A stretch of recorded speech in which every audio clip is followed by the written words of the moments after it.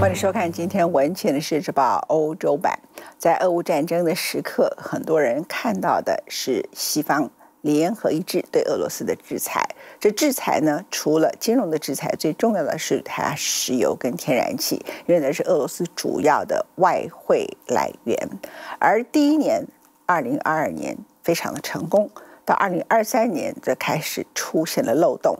根据英国独立报独家消息的报道，现在欧洲27个国家，欧盟有27个国家里头有20个国家经过他们的调查，向印度购买石油。可是印度根本不产石油吗？为什么会向印度买石油呢？因为印度是美国特别豁免他们，印度说我太穷了，我没有能力参加你的制裁，所以我仍然要从俄罗斯买到石油，我仍然要从俄罗斯买到天然气。由于美国的印太战略给予了印度特殊的地位，印度在这个时刻就得到了美国点头的豁免权。于是欧洲这些聪明的国家就向印度买石油。欧洲现在呢，向印度买的石油里头，你很难想象它的价格远比它跟美国买的石油价格要低太多。而印度在这里头的角色是什么？现在俄罗斯出口石油40%到印度，它怎么可能需要那么多石油呢？事实上是它把这些石油经过一些简单的提炼，就卖给了欧洲总共20个国家。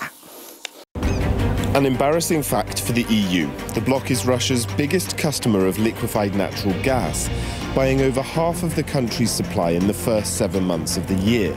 That's worth over €5 billion, potentially sustaining the Kremlin's war chest. For Russia, it means that European Union and countries which basically are purchasing Russian gas, basically they're helping to finance Russia's budget and at the same moment finance Russia's aggression and war against Ukraine. 制裁只是说说而已吗？俄乌战争开打迈入第2年，欧洲人终究认清了一个事实：想尽快摆脱对俄罗斯能源的依赖，比想象中还要困难。The EU has already sanctioned imports of Russian oil and coal, greatly reducing the quantities coming in. Experts we've spoken to say that until the EU decides to sanction gas, those imports are unlikely to go down. In Brussels, the European Commission says it wants LNG purchases from Russia to end, but says overall gas imports, LNG and pipeline form, are down from 40% before the invasion to 15% now. You know, some companies are tied into long-term contracts, and we've encouraged them to bring those to a close as soon as possible and to not renew those. So yeah, I mean, the political message from the Commission is very clear. The sooner we can get rid of the Russian LNG imports, the better, but that will take a little bit of time still.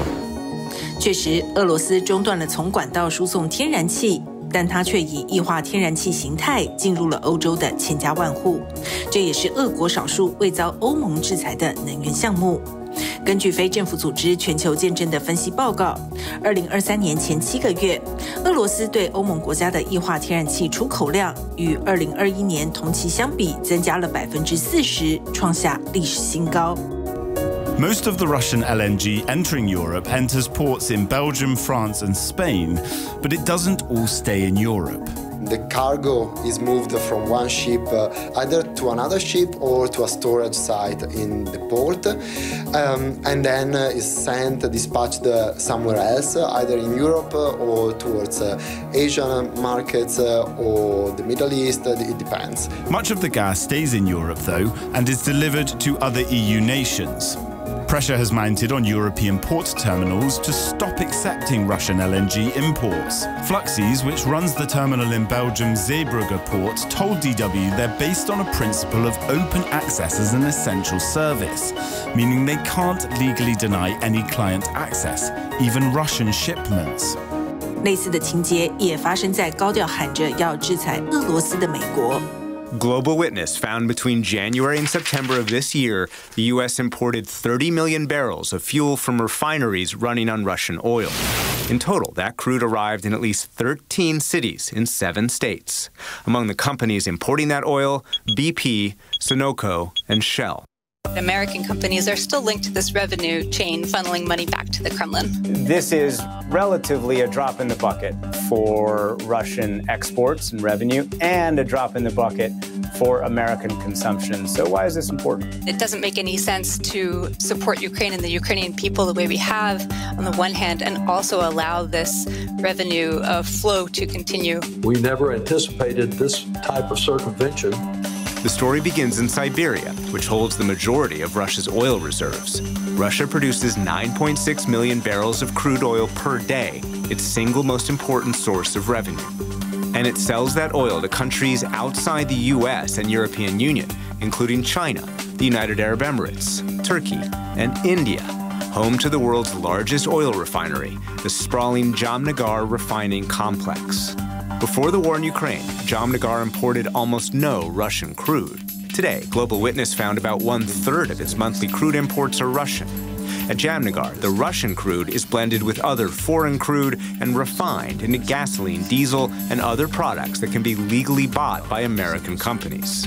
It's then shipped with vessels like the Balzani through the Red Sea, into the Suez Canal, the Mediterranean and Atlantic Ocean, and in this case, New York's Upper Bay. After the invasion of Ukraine, the U.S. banned the direct import of Russian oil. However, other countries that then started buying that oil can legally refine it and sell it to the U.S. That's the refining loophole, and that's what we're trying to change. 英国独立报报道直指印度就是欧美继续购买俄罗斯石油的引武者。去年欧盟27国中有20国就经由印度购买了俄罗斯石油。But Western sanctions on Russian fuel worked in India's favor. Within months, cheaper Russian oil began entering India.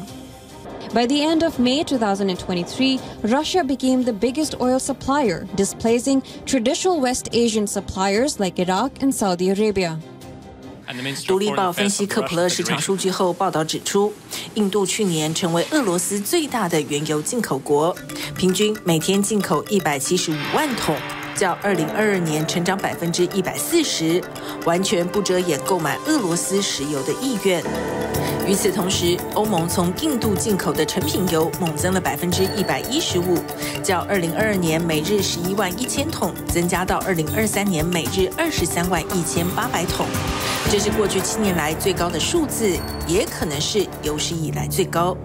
俄副总理诺瓦克去年底表示，俄过去对印度的能源供应几乎没有，但在2年内对印度的能源供应总份额也达到40%左右。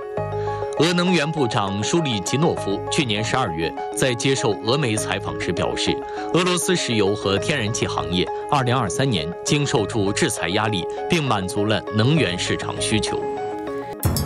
克普勒分析师史密斯表示，欧美一直在走钢索，既要减少对克里姆林宫的资助，又要确保有足够的俄国能源供应全球市场，以避免价格飙升，造成西方经济损失。但无论如何，俄罗斯都将继续保持作为顶级石油供应国的地位。面对地缘政治动态演变与全球经济不确定的未来。